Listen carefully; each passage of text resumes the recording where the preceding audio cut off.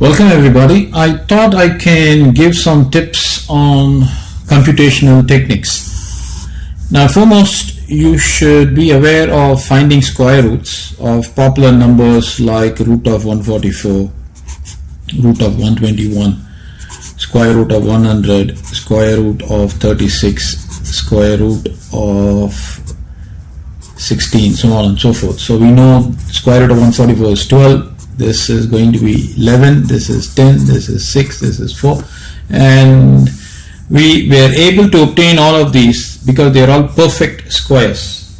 If you square this, you get 144. If you take the square root of 144, you get the number back. And what if you were to be asked to obtain the square root of, say, square root of, if there is a question, say find root of 89, how are you going to do that?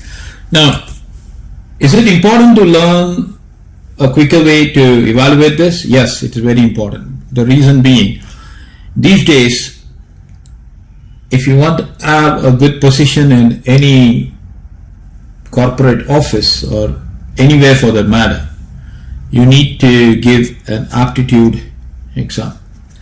And in this aptitude exam, there will be a special paper specifically on computational techniques. When I mean computational technique, computation of expressions, and definitely square root, evaluating square root will form an integral part, because these days there is an element of computation going on in every field, whether you like it or not. Every field, as initially it was to a lesser level, now the level of computations that are being involved in any area is of gargantuan level. So it is imperative that every aspiring individual should learn super fast techniques. Okay, so that is enough for that. Say, having mentioned that, let me move on. Now I'm going to teach you a technique. This is called as Vedic technique, or you can use the term Vedic math. Now Vedic math is a very ancient math. We do not know the age, but it is considered to be very ancient. And this branch of math has got several secrets embedded, and people are still trying to decipher those secrets. Now one such secret would be to, or I should say, a small secret, a small technique would be to find the square root of non-perfect elements or values. So you are given root of 89. How are you going to evaluate? Now there is a formula. I will have to write 89 either as x positive y or x negative y. Then square root of 89 is going to be root of, in this case, if I were to write it as x positive y, then this outcome is going to be equal to root of x positive y over 2 times root of x. So this would be the solution. I'm going to demonstrate a few ways. Now using this technique, you can actually zero in the value. Now in aptitude exams, usually you would be given, say, 5 choices. If you are applying or if you have been aspiring for a high level competitive examination, you will get 5 choices for sure. And out of these 5 choices, there will be 2 choices which will be separated by a decimal point. That means the difference between choice B and choice C would be so minuscule that it would vary by a decimal digit. So short techniques like this would come in handy. That's the entire point I wish to present here. So having mentioned that, let me explain to you how to find the root of 89. Now before you could go to finding the root of 89, find out a value that is closer to root of 89, whose square root you are well known of, or you are well aware of the value. Now for me, I know that square root of 81 is going to be 9. We always take positive values. Okay, so square root of 81 is 9. I am well aware of it. So what I wish to do is I would like to write 89 as 81 positive 8. Fair enough, right? 89 is written as sum of 81 positive 8. So place the root there. So now my x is 81, the first value. The greater value will always be x, should always be x, must always be x. And the lesser value is taken to be as 8. Now this is equal to root of 81 positive 8 over 2 times root of 81. Now you can actually work this out in your mind and zero in the approximate value. So we are talking about approximation, have that in mind. We are actually trying to obtain an approximation because the value is not perfect. So the only solace or the element of comfort is we can get an approximation. We would never be able to achieve an absolute value. So forget the element of getting an exact value for quantities like this. That's not possible. So having mentioned that, let me move on. So we are aiming to get an approximation. So this is the expression and we have to evaluate this. Now root of 81 is what? I know it's 9. Now 2 divides 8 4 times. So 4 over root of 81 is what? 9. Right? So I need to evaluate this. Now you can either use LCM and do some simplification. What I would do is I want to divide 4 by 9. It's easy for me. 4 cannot divide 9 cannot divide 4, so place a 0, add a place a 0 and a point and add a 0. 9 times 4 is 36, so you got a 4 there. 9 cannot divide 4, place a 0 and then you place a 4. 9 4s are 36, add a 0, 9 4, so it's going to be 0.444. So 9 added with 0.444 is what? That's going to be approximately 9.444. Now, in competitive exam, you will have to look into this value. After the decimal, what have you got?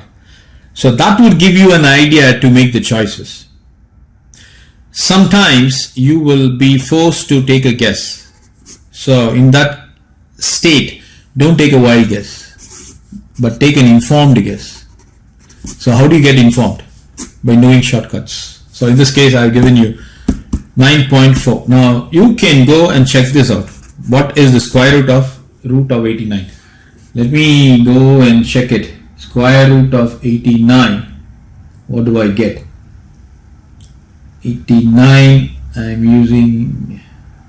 Okay, so the value that the value that this calculator is producing is 9.4339. And so on. It goes, the other digits are 8, the next digit is 8. So if you had to throw this 8 on this, is going to be 10 and this is going to be 4. So the value that the calculator is producing is 9.434. The value that we got within a fraction is 9.444, right? And the difference between this and this, you can clearly see the difference. This is 0.434, this is 0.444. So as I mentioned to you, we are worried about the first two digits, and that would give you a clear picture to zero in the right value. Okay, having mentioned that, let me scale up. Let me give you another illustration. Imagine you are expected to find the root of 293. This is a 3-digit number. How are you going to do that? Now I know the square root of 289. 289 is 17. So what I wish to do is, I would like to write 293 as 289 added with, if you were to add 4 here, that would be fine, right? So root of 293 is equal to root of 289 plus 4, which is my root of x positive root of y. So this is equal to root of 289 plus 4 divided by 2 times root of 289. Now this I know, 17. 2 divides 4 2 times, so 2 over 17. This is what I've got, right? So all you need to do is, you got 2. If you are not happy, you take the LCM and perform the division.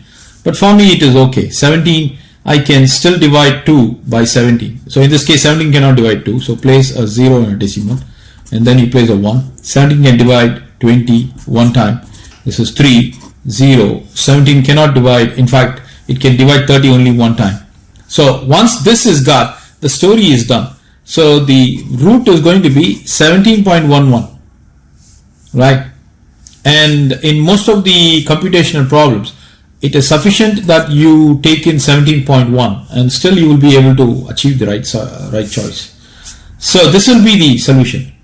right? 17.1 or 17.11. It's up to you. So clearly it's sufficient for me to just extract the first two digits and give it the solution. Now, let me show you long method. This is by long division. How to find the square root. I've got no idea how to get the square root of 293 by this technique. If you are not aware of it, you have to give the value. 17 is not going to be the right solution. 17.1 is accepted probably, because 17.1 means you are giving 17.10, and that is closer to 17.11. So I can take that value 0.1 after the decimal digit. The next decimal that comes matters a lot, right? So that's the way the multiple choice are usually prepared. Okay, so I am left with long division. So how do I do the long division? I'm going to show you this. So you place 293. Now divide the digits from the right end. From the right hand side you divide in terms of 2. So this is going to be 2 digits. So push that. Every couple you need to look for that. So this is a couple. So I am left with just 2. Now whatever number you place here, you got to place the same number here. Have that in mind. Now if I were to place here 2, I need to place a 2 here. Or in other words, if I were to place a 2 here, I need to place the same 2. Now clearly I know if I'm going to place 2 here, I need to place 2 here. 2 cannot divide 2. Of course it can divide once, but 2 into 2 has to be product multiplied and they have to be placed here. But 2 into 2 will give me 4. And clearly 2 is lesser than 4. So 2 will not be an ideal choice. So what I'm going to do, I'm going to place the number 1 and place the number 1 here. As I mentioned to you, whatever you place here, the same number has to be placed here. And then you will have to take the product between these two. Right? So 1 into 1 gives you 1. So now you subtract. From 2 you take away 1, you get 1. Now you have to bring, every time you bring in the quantity, you have to bring 2 digits. So now I'm going to bring these 2 digits, 93. Now after you have brought in, what you got to do? You got to multiply this quantity by 2. Okay, multiply this quotient that you see here by 2. So 2 times 1 is 2. So place that. Now as I mentioned to you, whatever you place here, the same number has to be placed. Then this into this have to be multiplied and placed down here. Now what would I do? In this case, if I'm going to place 8 2s are 16, 8 8s are 64, and 6, 8 2s are 16 plus 6, 222. Right, so 220, 22 comes here, but over here it's 4, so 2, 2, 4, but that's greater than 193. I can't place 8 here. 7 looks fine. Let me place 7. So as I mentioned to you, whatever you place here, the same number has to be placed here. 7 times 7, 49. Carry 4. 7 to the 14, 15, 16, 17, 18. So now you subtract. You borrow 1, this is 13, this is going to be 4, this is going to be 0, 0. So now you got 4. There's no way that the quantity that I'm going to get is going to be dividing 4. Now before that, what you need to do is you need to multiply this quantity by 2. So multiply this by 2. 2 times 7 is 14 and carry 1. 2 ones are 1. Added 1 is going to be 3. Now whatever number you place here, you got to place the same number here. But even if I place 1 here, 3, 4, 1, and you got a 1 there, right? But this number is a bigger number. And this multiplied by this quantity 3, 4, 1 is in no way close to this value 4. So we wouldn't be able to actually make any division. So what we need to do when that is a situation, place a decimal point there and you add 2 zeros. So now you got 400. So now what is the number that you need to place here? And remember, whatever number you place here, you got to place the same number there. So that number multiplied by this should be placed over here. If I were to place here 2, 2 into 2, 4, 2 4s are 8 and 2 3s are 6. Now this number that is produced here is a larger number than 400. So I cannot place 2 here. The number that can be placed is 1. So 1 into 1, 1. 1 into 4, 4. 1 into 3, 3. You borrow 1, 10. From 10 you take away 1, 9. You already have a 9. From 9 you take away 4, you get 5. And this is the value that you get, 59. Now what you need to do is you need to multiply this quantity, this entire quantity that you have. You see a 17.1, right? You got to multiply the 17.1 by 2. This entire quantity by 2. That's how the long division works. So 2 ones are 2. And then 7 2s are 14. and 2 ones are 2 and 3. So you get 3, 4, 2. Now whatever number that you place here should also be placed over here, right? Now before we could do that, clearly we see 3, 4, 2 is a larger number. So that's the only possibility for that quantity that we are going to get here can divide this is 1 when 0 is added, right? So I'm adding 2 zeros. So now I have actually 5,900. Now I can place 2 here. If I place 2 here, I need to place the same 2 there. So this 2 multiplied with this entire quantity has to be performed. So just imagine 2 into 2, 4, 2 4s, 2 2s are 4, 2 4s are 8, and 2 3s are 6. But that quantity that we are getting here is a larger value. So we can't place 2 there. So all that we can place is 1. I placed 1 here. So 1 into 1, 1 into 2, 1 into 4, and 1 into 3. So 10, 9, you get a 9 there, you get 7, 8 there, and this is 4, and from 5 you take away 3, you get 2. So you get 2, 4, 7, 9, and then so on you need to do. Now I did all this to get what? I got an approximate value of 17.11. Now just compare the techniques. See the beauty of Vedic Maths. How fast. 17.11 to get this 17.11. See the process and the energy and the time that I need to put in to just evaluate a simple value of root of 293. So having mentioned this, I hope you can benefit from this technique.